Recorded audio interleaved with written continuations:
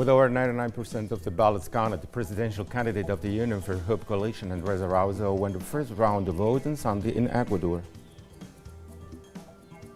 The second impeachment trial against former U.S. President Donald Trump is set to begin this Tuesday. Arab League foreign ministers met in Egypt for an emergency meeting on the Palestinian cause.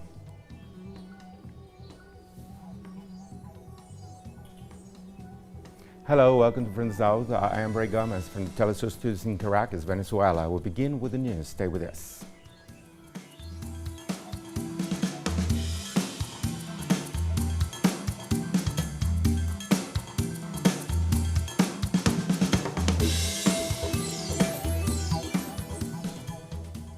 Ecuador's presidential candidate for the Union of Hope coalition, Arauz, won Sunday's elections with more than 32% of the vote.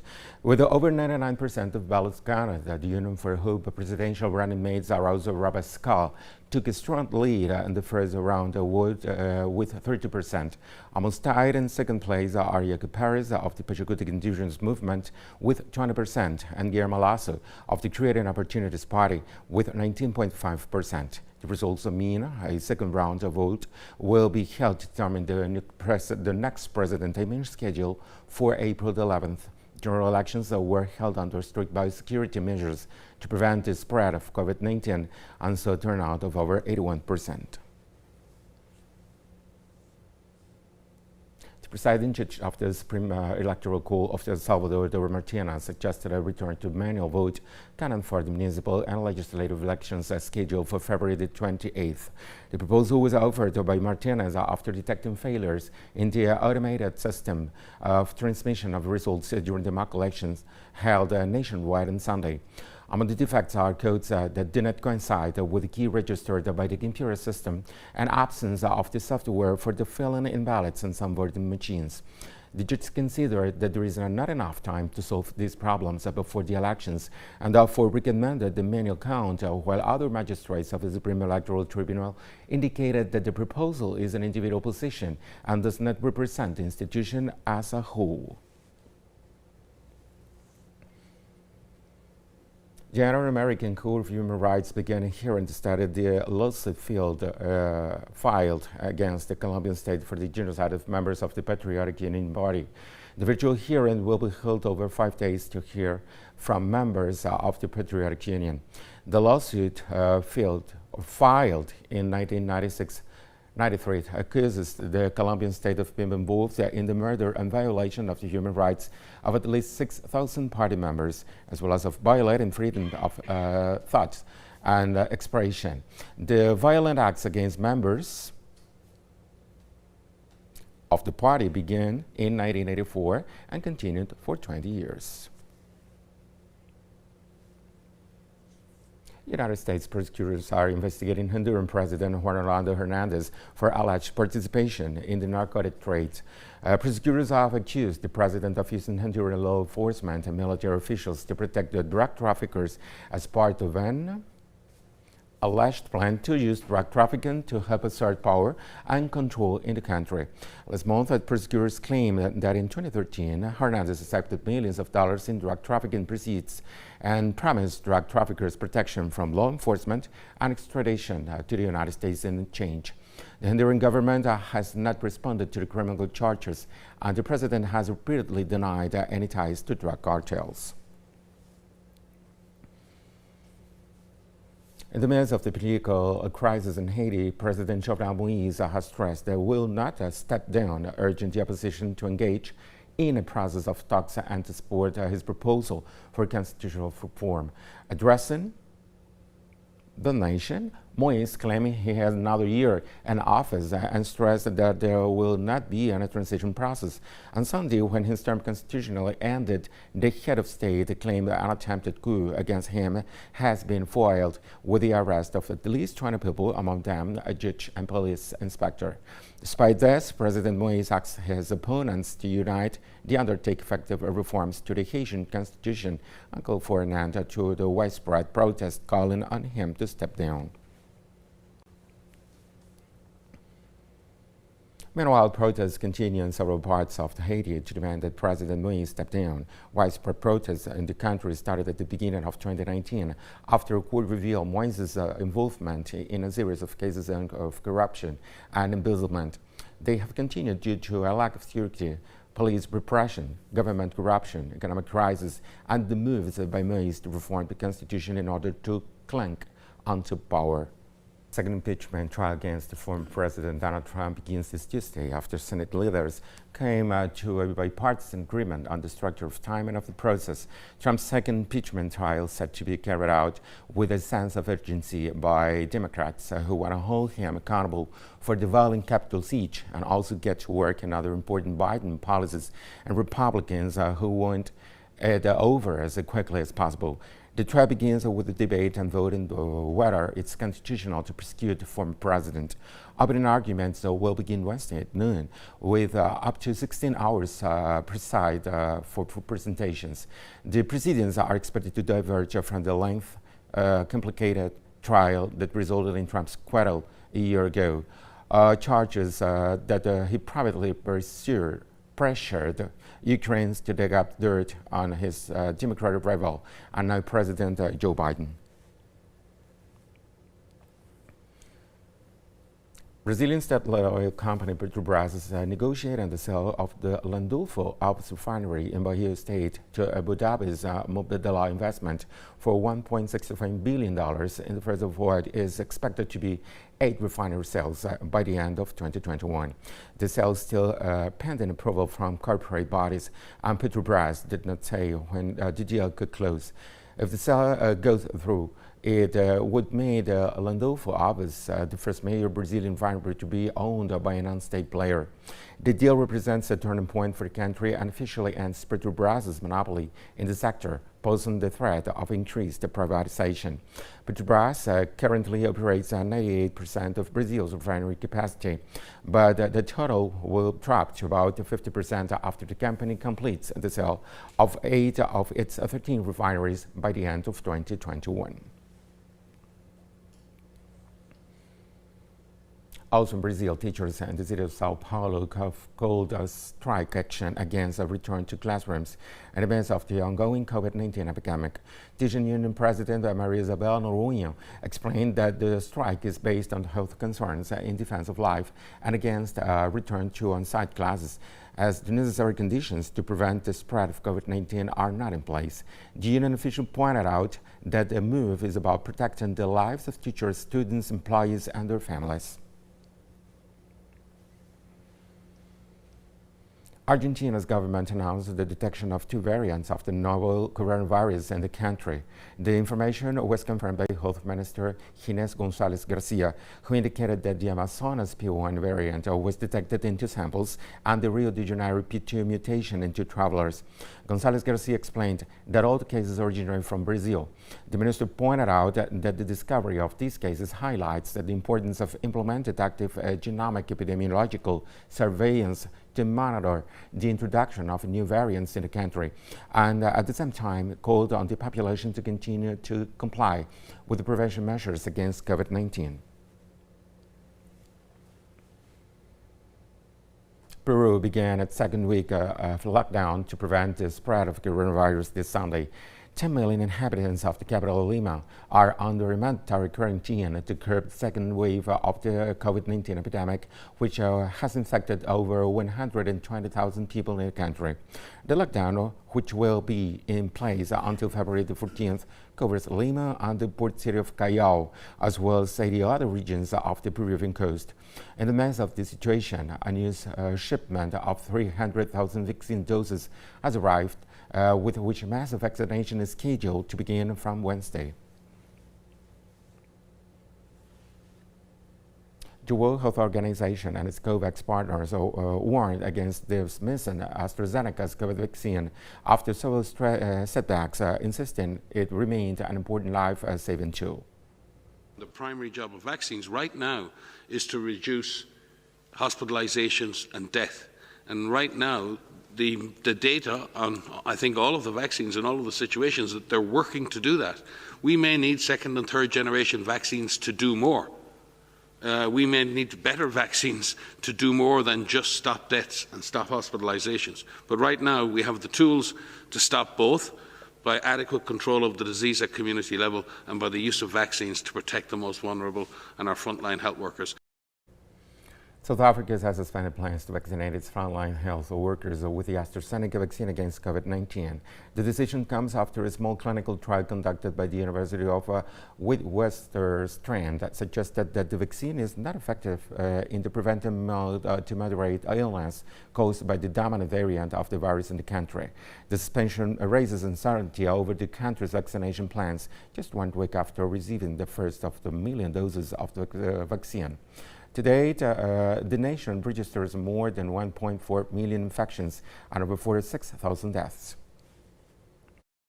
The one thing we need to do in the short term is to distribute this AstraZeneca vaccine to what we would call healthier adults, as described in the study, because they targeted people who were less than 65 and did not have comorbidities or risk factors per se. But also what could be really helpful is the fact that, Oxford and AstraZeneca are already developing a booster.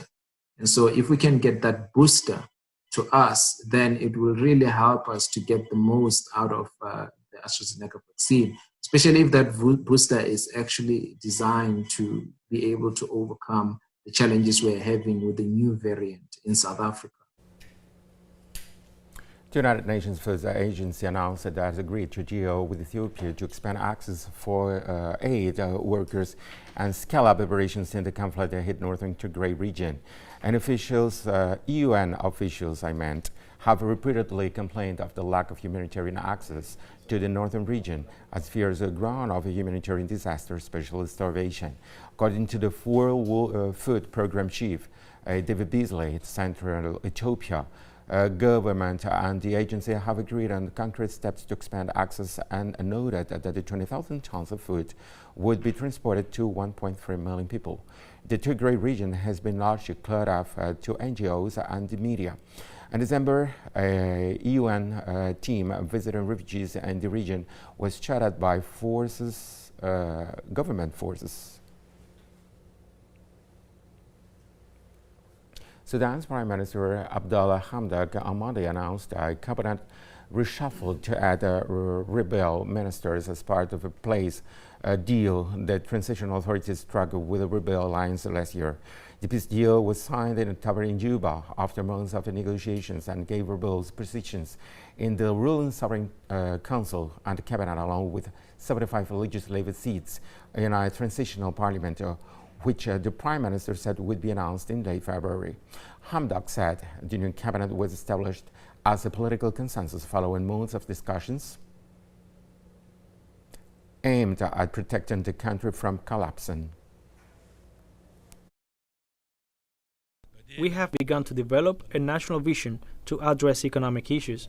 There are some challenges and problems, but they will go in the right direction in my estimation.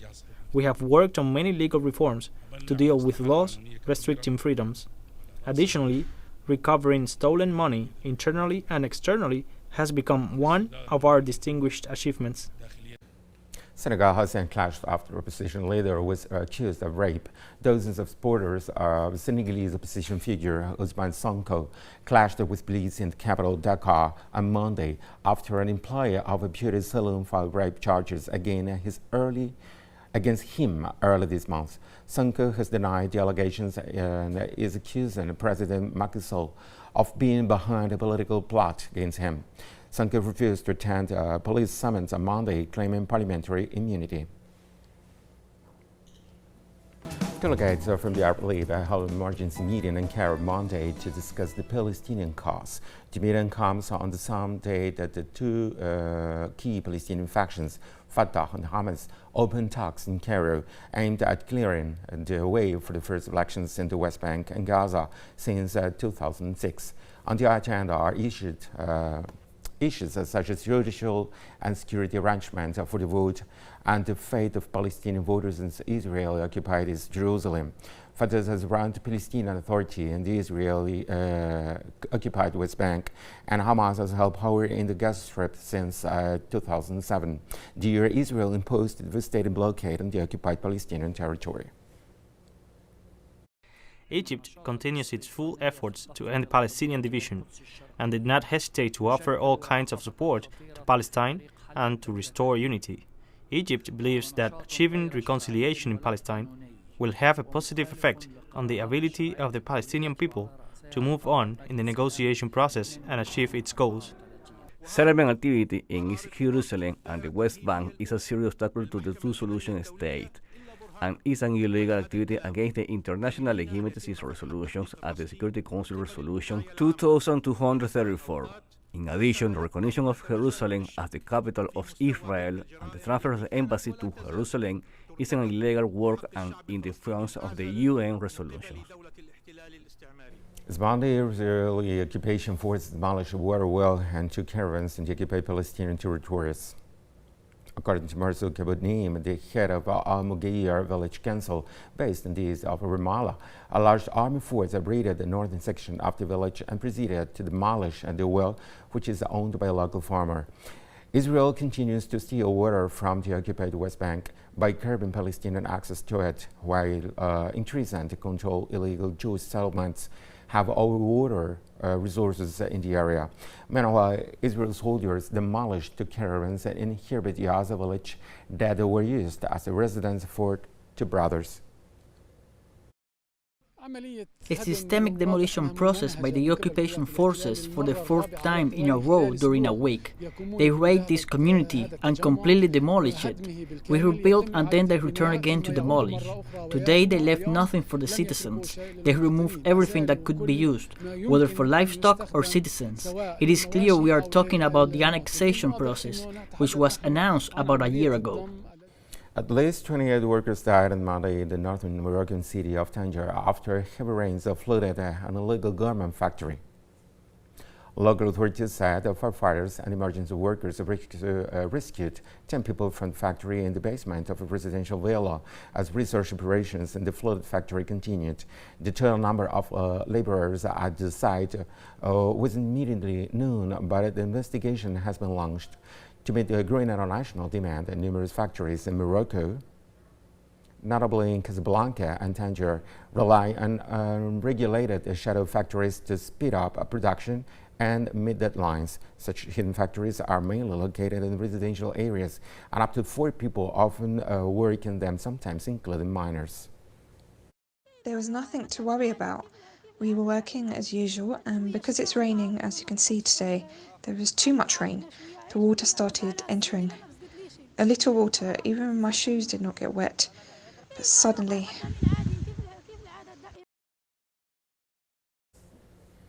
Russia described the expulsion of its deployments in Poland, Germany and Sweden as unjustified and unfriendly.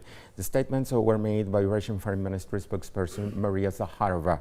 The official assured that the decision of Poland, Germany and Sweden is in accordance with the Western policy of interference in Russia's internal affairs. Zakharova added that unlike Warsaw, Berlin and Stockholm, the Kremlin decided to expel diplomatic staff of these 3 countries and declare them as persona non grata came after deemed participation in unauthorized demonstrations. She also emphasized that the statements of the head of European diplomacy, Josep Borrell, after his visit to Russia showed that the diplomacy of the West lacks common sense.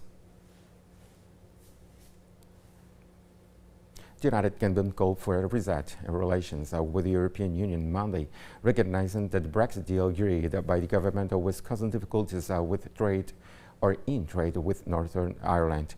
Michael Gove, who is in charge of implementing the divorce deal, sent a letter to European Commission Vice President Maros Sefcovic last week, demanding changes to the so-called Northern Ireland Protocol of the Brexit deal.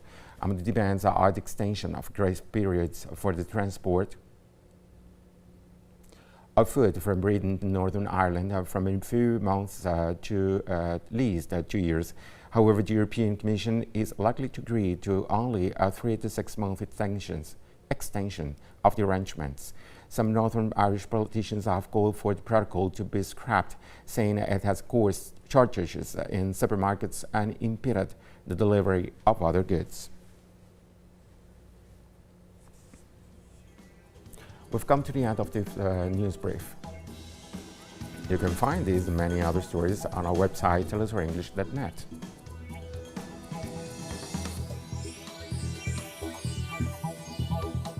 And join us on social media, Facebook, Twitter, and Instagram for telesur English. Ray Gomez. Thank you for watching.